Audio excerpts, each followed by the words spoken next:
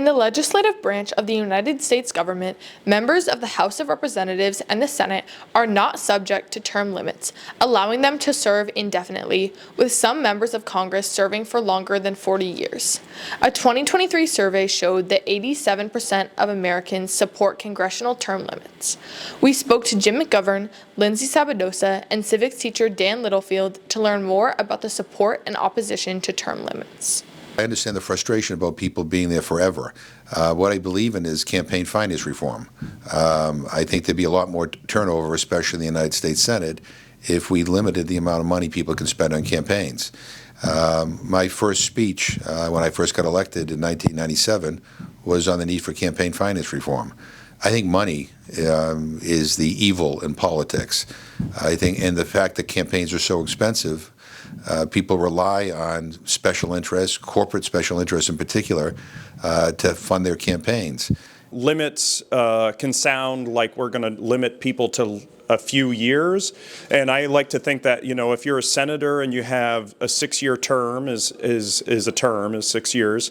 If you had 3 terms, you're still there 18 years. You know, you're almost there 2 decades, and one would argue if that's not enough time to complete the legislative agenda that maybe you had, is like, maybe it's time to pass the torch on. Maybe it's like a time to get a representative of current generations in your place. It's a problem when we have people who stay in Congress well beyond their ability to actually serve. But I also think that it's a problem, and we see this in states where they do have term limits for their legislators on the state level, that you have people who are only serving for maybe 6, 8, 10 years.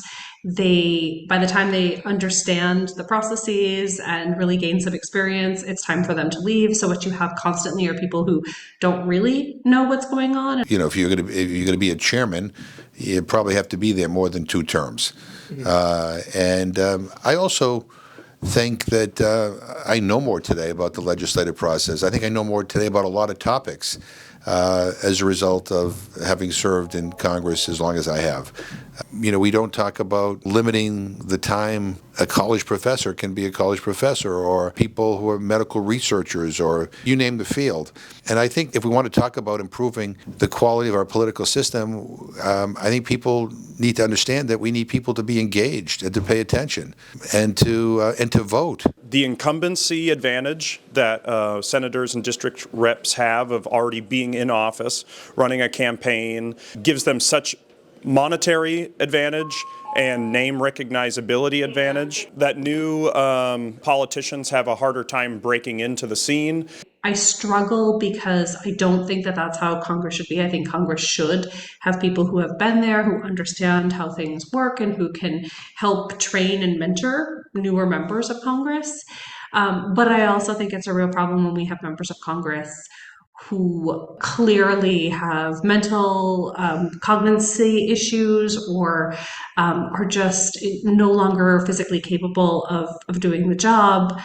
And, you know, they continue to run for office. Of course, voters also continue to elect them. So I'm not sure that their constituents are complaining. It might just be the view from the outside. Despite widespread public support, there is currently no motion to enact term limits to Congress. If you'd like to learn more about your local representatives, please visit congress.gov.